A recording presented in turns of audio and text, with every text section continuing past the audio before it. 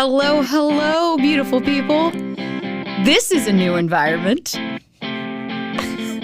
This is a really new environment. We are coming to you from our new studio space at NSTV on Long Island. This is very new. This is very cool. I can hear my voice crystal clear in these headphones. I feel like I am on the Z100 radio staff right now. This is really cool. So I hope you all have been doing well. Welcome to season 3 of the Sweet Madness podcast. And today, as a very special first episode of the season, we have a guest who has won the contest on the last episode of season 2, J.K. Larkin. Hello. It's so good to be here. It's awesome to be here. I'm like on cloud 9 right now at this studio space. Oh my God, no, the sound of our voices is just fantastic in our ears. This is beautiful. It's also different to like hear us sing. Like I'm hardly pushing anything when I did that. I was like, oh, there's like vibrato. Pitch perfect. It's like we're in the movie all of a sudden. It's great. We're in the movie. We can hear all of like the intricacies of teeth and tongue and the voice and the speaking and the. As actors, this is just too much fun for us. Yes, this is this is really cool. So JK, I'm loving that you won the spot for the first guest on season 3. Oh God, me too. Yay, this is going to be so much fun. So, JK. Amanda. This is the Sweet Madness podcast, right? It is. Okay, we're here. So, a question. An answer. What is Sweet Madness? What does it mean to you? You know, I've known you for a long time. And I've known the Sweet Madness slogan of yours for a long time now. And I think the way that I've always defined it for myself is my own version of the Sweet Madness slogan. I have my not kidding slogan. And for me, that's got this sort of like juxtaposition, oxymoronic feel to it at all times. Like not kidding, it's kidding, but it's not kidding. It's positive, but it's negative. It's yin, but it's yang. It's all those things, but most of all, it's personalized to me. And to me, like the Sweet Madness is your version of that you've been able to take on and find the positives and the negatives and the roses and the thorns out of life and mush them all together into this wonderful phrase that could mean anything. It could mean anything. That's the beauty of it, and that's what I like about poetry.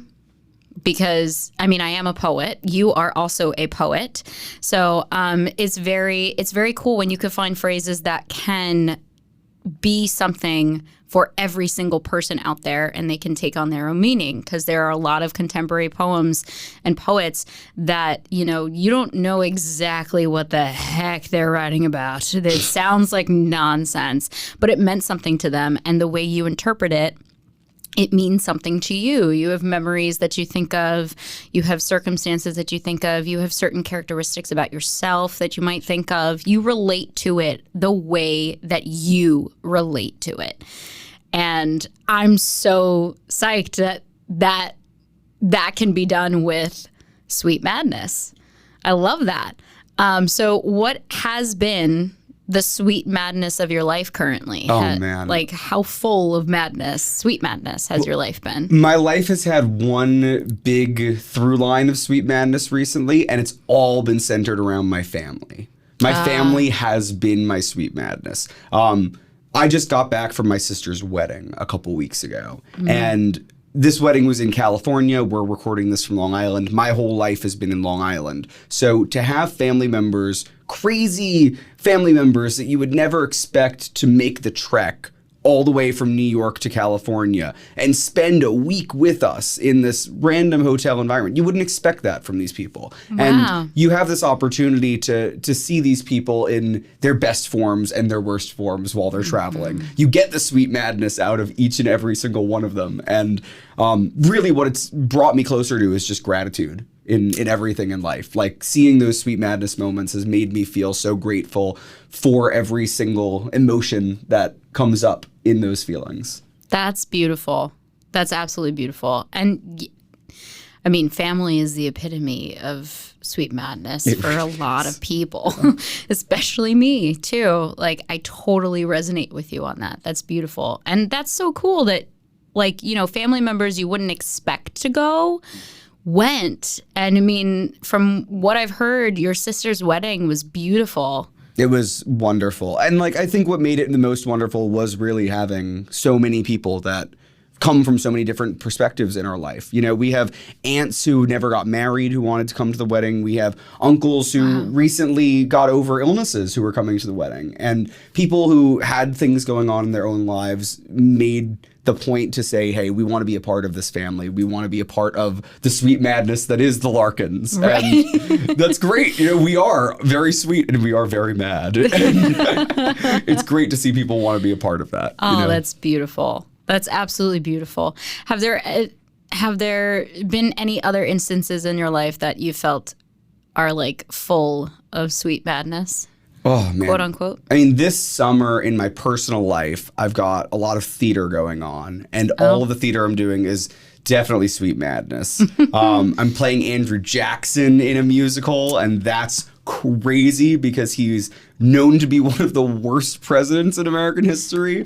And I have the sweet madness opportunity to find all of the good in that kind of person and embody that kind of person. Meanwhile, I'm in a production of Legally Blonde where I'm playing a UPS guy and I get to walk on stage in booty shorts. And You're Kyle. And I'm Kyle, and I dropped my stylus, and it's and it's sweet madness in a much softer, shallower way. You know, I get to find the nothing that could be and breathe in that and enjoy life through Beautiful. that. Yeah. And what would you say is the toughest part about balancing theater and life in general?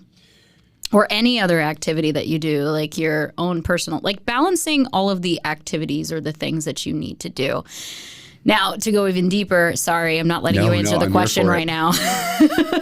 But to go into deeper, like how do you have some sort of, you know, way, or you're just kind of going to go with it for how you're going to balance these two shows? You know, I went into it and didn't expect to get cast in both of them and got very lucky, and things went the way that I wanted them to. With one of my friends running one of the shows, I think I also am very fortunate that I don't have to worry about scheduling conflicts as much on that production. But this other show is with entirely new people that I've never met before.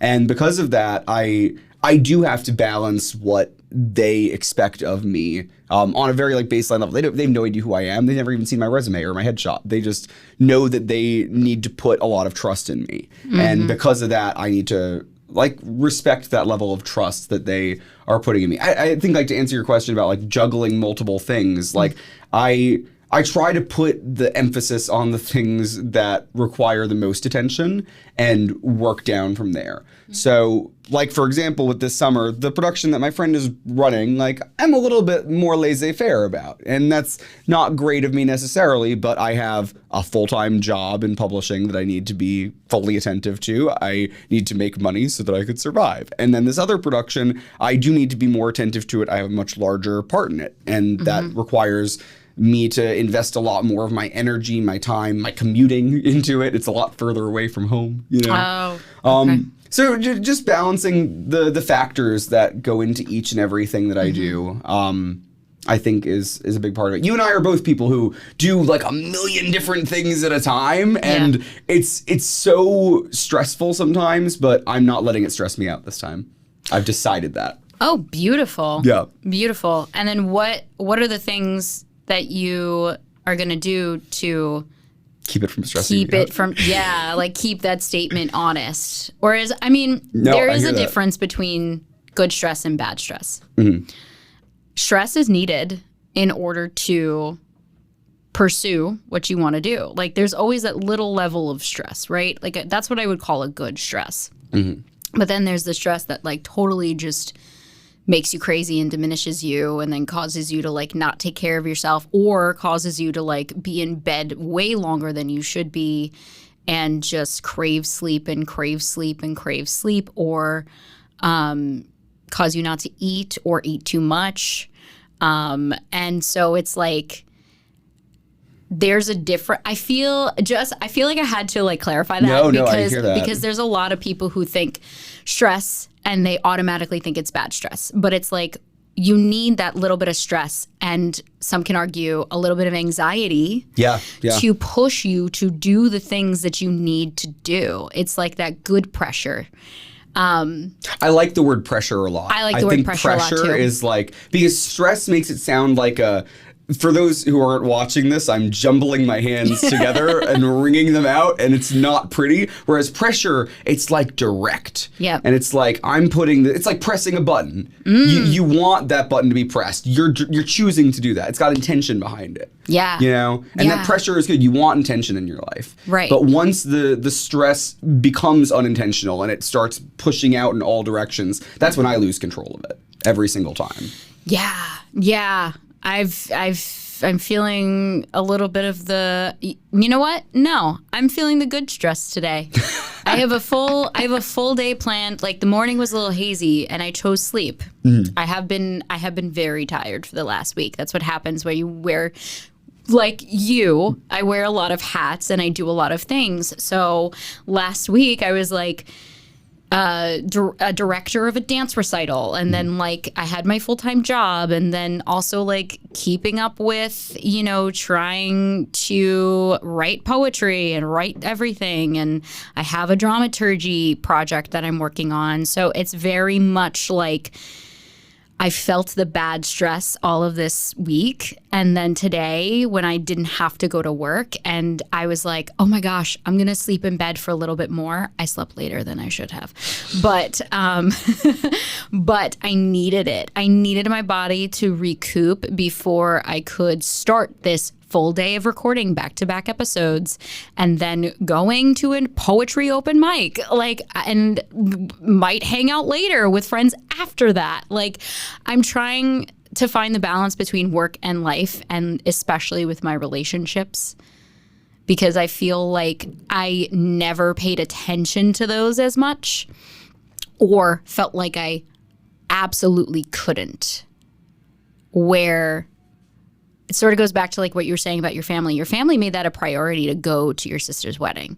And I'm now on a path where I'm like, no, my friendships are a priority. They always have been, but my actions did not match my intentions. So now I'm going to change that. And part of that is dealing with how to balance or recognizing which stress or pressure is good stress or pressure or bad stress or pressure. Yeah. Yeah. No, I get that. So what do you have an idea of what you're going to do specifically to like balance that out? Yeah. I mean, I think that, like you're saying, with you're wanting to put more pressure on your relationships with your friends. Mm-hmm. Not bad pressure, not stressing you out, but you want to put that intention behind it. And I see that. And I think that for me, I this summer need to put intention behind my work with these shows. And I love my friends and they're great people. And I hope that I get to see them a lot this summer. But at the same time, I put myself in the position where I now am going to be in rehearsal 5 nights a week for the next 6-7 weeks. Right. And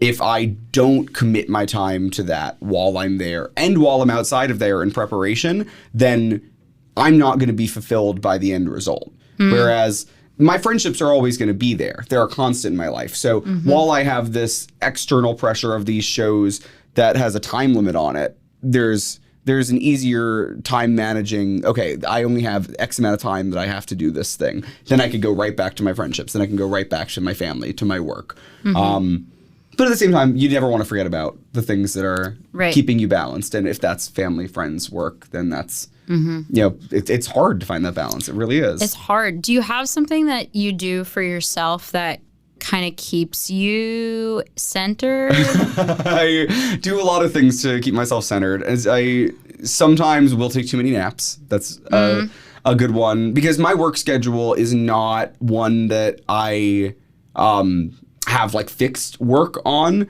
It's very freelance. So I can work 20 hours a week crammed on a Tuesday, Wednesday if I really wanted to cram 20 hours into 2 days.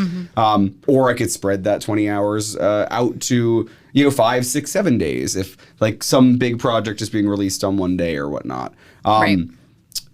Because of that, like it's easy for me to say like, okay, my body needs rest this day. Let me do my work this day and schedule in the rest. A lot of people don't have that opportunity. Right. I think people who have fixed jobs, they end up having to do their resting on like Saturdays and Sundays, and it puts them in a routine. Maybe that's good for some people. I just know that doesn't work for me. So you're not a routine guy? No, I've never been a routine guy. Ah. My entire adult life, I've been an adult for 6-7 years now. It's never worked. Never worked. Yeah. You don't seem to be a product of routine either. I'm a loose routine person. I know I need a plan. It's just how that plan is executed could change from day to day. And I like the variety of that. Although, like I said, I think last season I was like, I've been off balance because I haven't done yoga in the morning. I haven't done my meditation. And I'm with experiencing like a lot of stuff that's happening in my life. I'm finding more and more that I do need that daily for my own emotional and mental balance and health throughout the day. So like if I wake up and I'm late, first of all, I don't like to feel rushed. I never liked to feel rushed, but somehow I would always feel rushed. Because I am a night owl and waking up early is very, very hard for me. So I pushed myself kind of like gradually to wake up earlier and earlier. And when I do that, it makes my time in the morning time for me to just be like, okay, I'm getting ready for the day. And I need that. If I don't do that, I find myself more frustrated throughout the day, more irritable. I have less of a tolerance for people. It's really bad.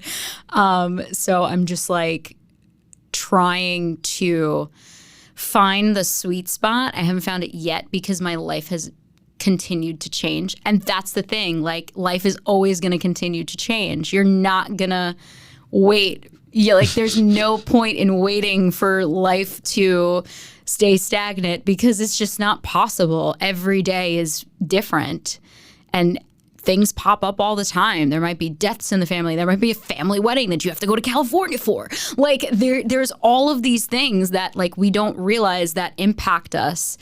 And we're thinking, no, I have a full-time job. This is it. Quite frankly, I went from not being a full-time job person to being a full-time job person. And part of me hates it.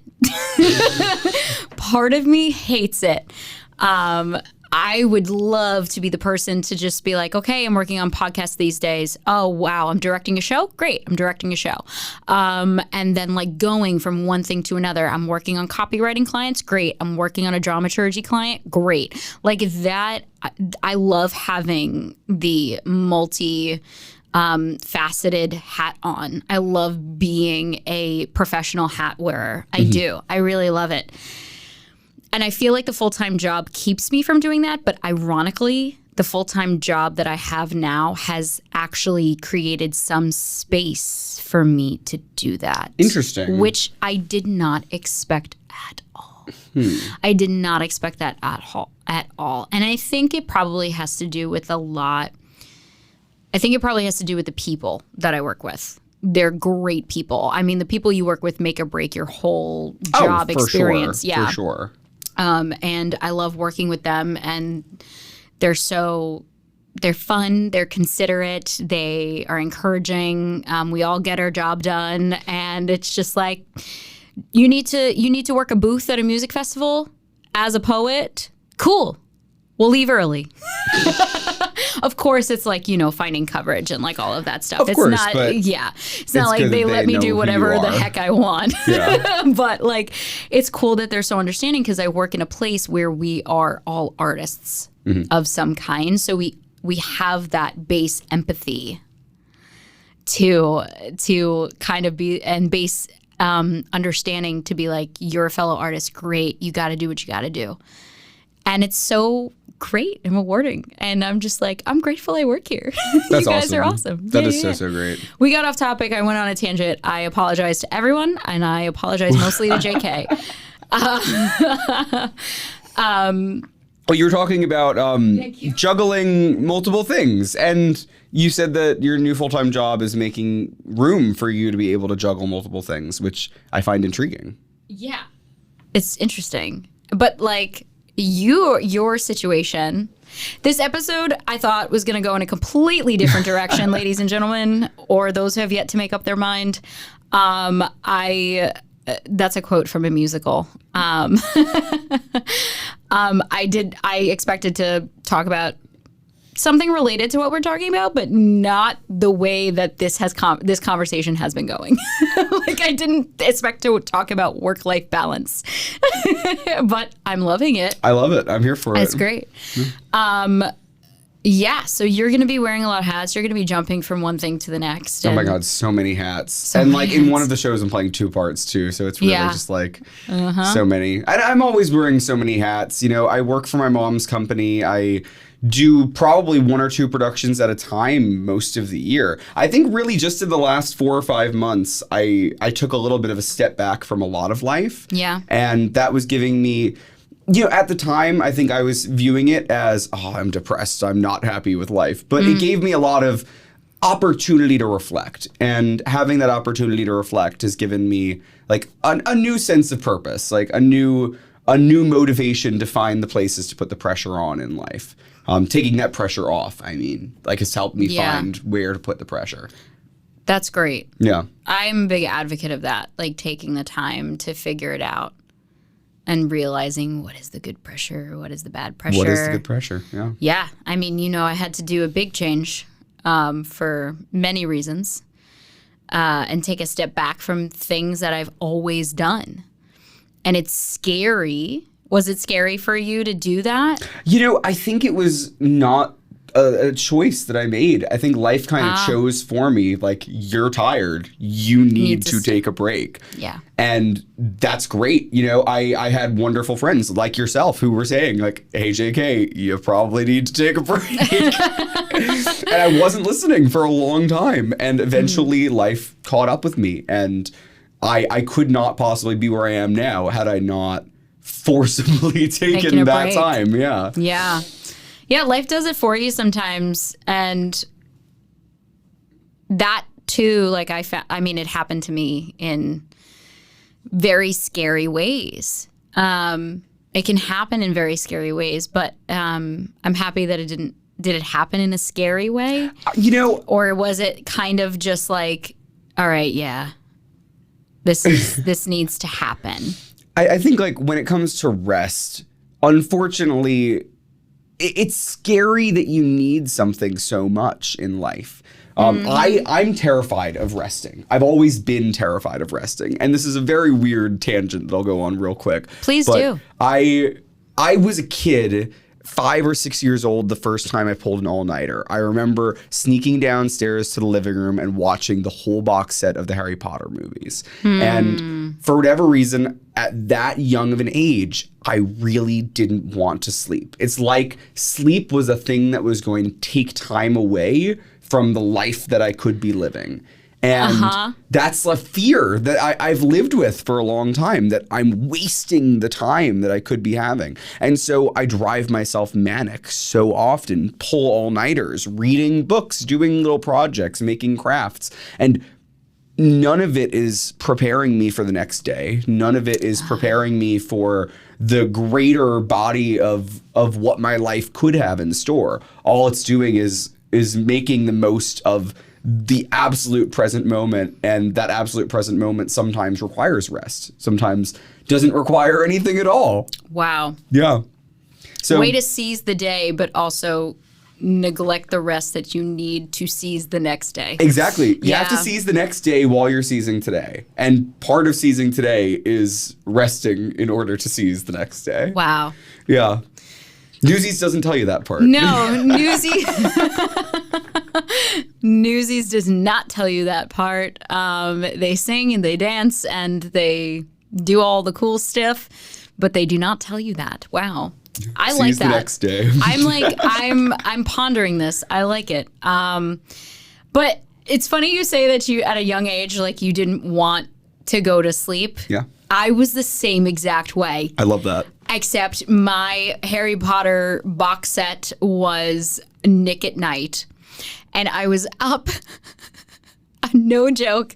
I had a TV in my room, which my parents did not provide for me. They actually pushed against. My grandmother got it for me and got them for me and my brother. So we had a little like 12-inch TV in our rooms. And I used to stay up. I was like maybe 8, maybe even a little younger, watching Nick at Night. Like I was watching Cheers. I was watching The Cosby Show. I was watching like all of these old shows that used to play on Nick at Night. Like Full House came on a little later, but this was the 90s or the end of the 90s, maybe the early 2000s. So all of the shows they were rerunning were from the 70s and 80s. Mm-hmm. Then when I got to high school, it was like, oh, all the 90s shows came, like Full House and The Nanny got on there at one point. I loved Who's the Boss. Oh, Who's the Boss is a great show. Who's the Boss? I loved Who's the Boss. Of course, you know, when you're that young, like you don't realize what's actually like happening up there. And I watched it recently. I was like, yeah, I can see why I love the show. But like I'm past like the 80s like sitcom kind of thing right now. Okay. I'm more into like the Palladino shows. So Palladino, what is that? Oh my gosh. So Amy Sherman Palladino is a screenwriter, producer, everything. She created Gilmore Girls.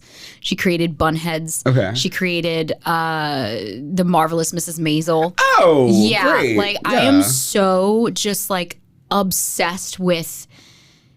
She also writes with her husband writes on a lot of stuff. I'm obsessed with their writing.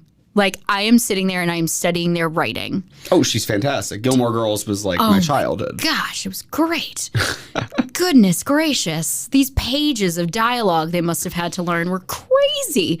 And just like the pop references alone, it's just like, how this is your brain? This is so good. But yeah, no, like I used to be that kid that like watched all of the shows until like 3 o'clock in the morning. And then it'd be like, oh, it's time to get up for school. It's like, I want to sleep. It was so bad. It was really, really bad. No, but I relate to that very much so. I think kids just don't want to sleep because they know in their heart of hearts that they're wasting time in whatever capacity that means to them. Mm-hmm. And what we need to realize is that sleep isn't a waste of time.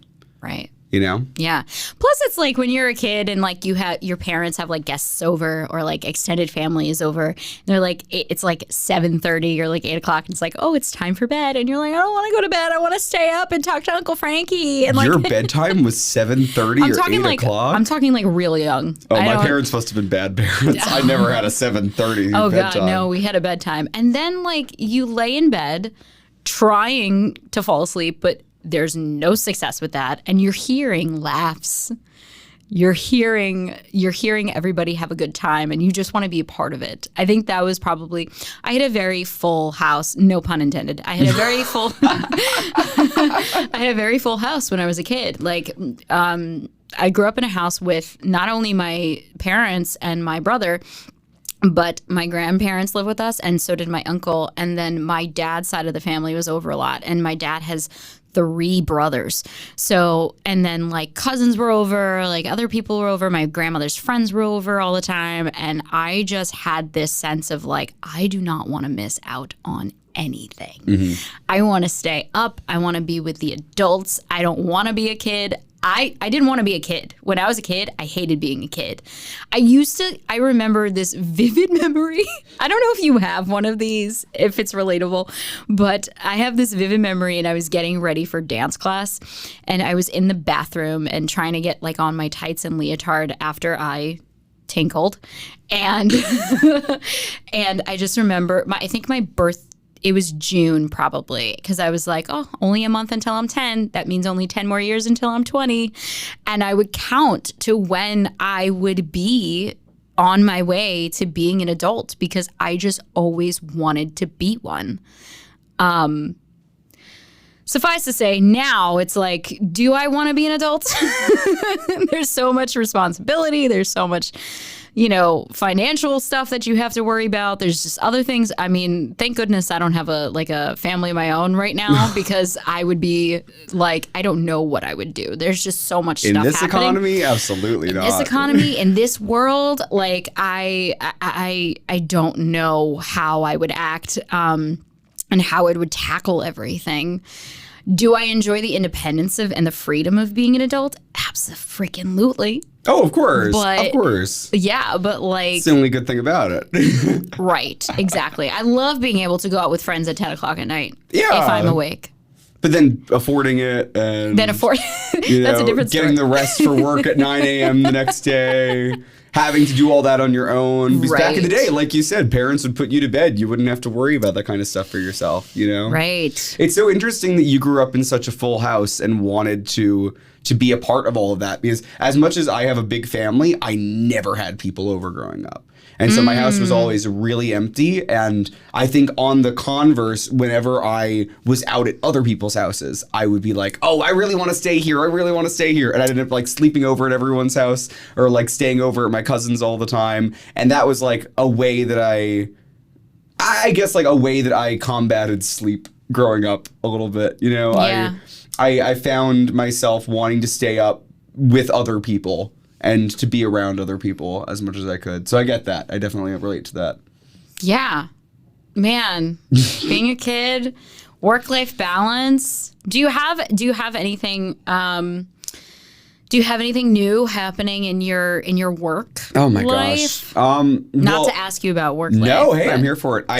I recently had a gallery showing for some visual art that I was working on, and that went fairly well. And I am working on a few more pieces that hopefully I can get placed in a couple children's museums on Long Island. That's been my current push. I have a couple pieces that are dinosaur inspired right now, and there's a children's museum that I'm in talks with right now to see if they want to do some gallery showings and whatnot. So it's really just finding the things that are the right openings for me. With my specialties, it requires a lot of specific profiling, Yeah, that's awesome. So this is like a new kind of it's been pretty new. Down. I never did visual art before the pandemic, and then during the pandemic I just kind of taught myself literal drawing. Like I never took a drawing class beforehand or anything, and that's evolved into what is now a Pokemon card collage empire, if you would,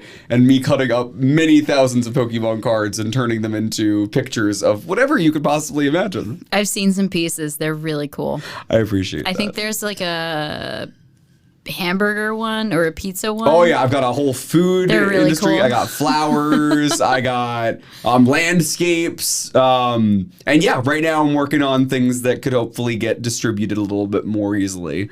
But just one of the many hats. That's been fun. The theater life's been fun.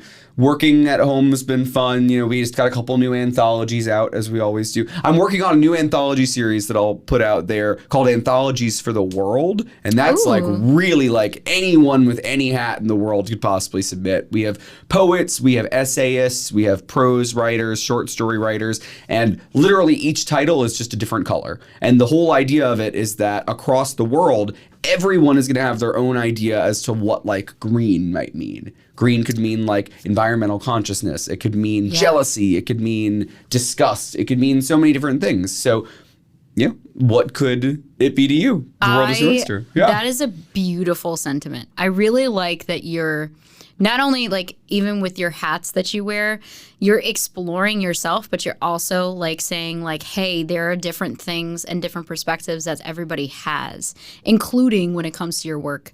And that anthology series sounds beautiful. Aims to do exactly what you just said. And I appreciate that a lot. I want everyone to feel like their perspectives are celebrated, especially when it comes to work. Work is a thing that unites every single person on the planet. We all need to do it just to survive. So we might as well all understand where we're each coming from on it.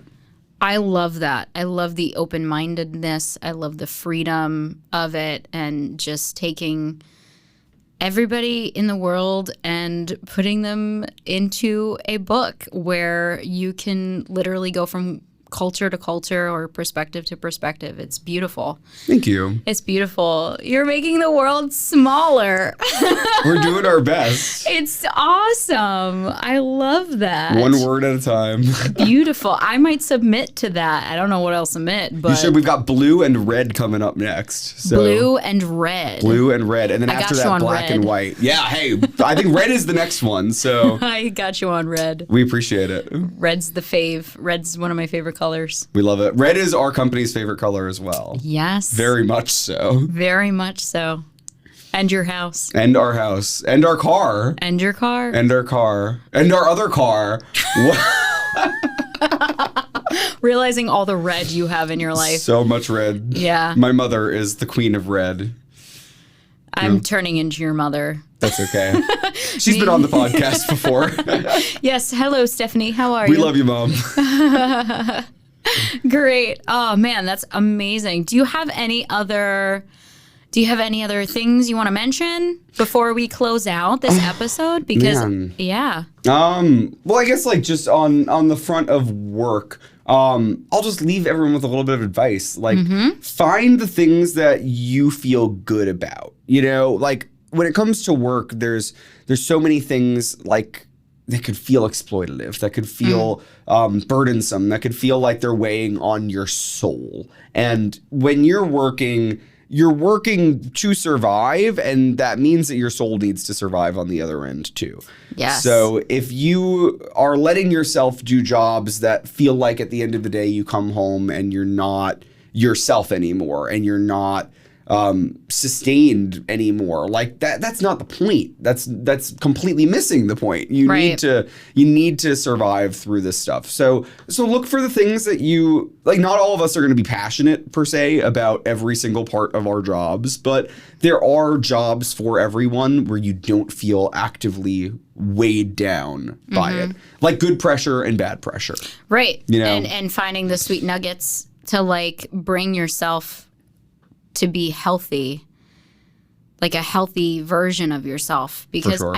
especially where we live, not even just New York, but I mean like just this concept of work. You need to suffer for your work, and you need to like drudge through day to day. You don't have to do that, because what that does is it's like that bad pressure. It puts bad pressure on you, and then what does it do? It just circles back around and it goes right back out there. So what happens to your work performance? It starts to plummet. And then your health starts to, like your physical health starts to plummet. And yeah, I just feel like that advice is so valuable, because even though like, you know, our kind of generation of people, we understand that in order to have healthy and great prosperous output, you need to put in input that also serves you and serves that. It's a two-way street. It's a two-way street, or a circle, or however you want to explain it. But I feel like there's still just a lot of noise out there that says, no, you need to do this and suffer through it, because that's what I did. And it's like, well, are you healthy? Are you happy? Are you happy? Are you doing okay? Are you content? Yeah. No, you're not? Oh, okay. Let's bring out the Zoom here. So I think that's very, very valuable. Thank you so much. Of course. This has been a great conversation. I'm always here to convince people to work less and not work better. less, work well. Work well, work better. Work for yourself. Yeah. You know? Yeah, work for yourself and work for yourself, and then that will serve other people. But probably work less. You probably could work a little less. If you're listening to this, you probably could work just a little less. Maybe. Maybe. Or more. Or spread it out. Spread out the timeline. Spread out the timeline of your work. I'm going to go work a little more. Yeah. I'm literally have to write a newsletter after we're done with this episode.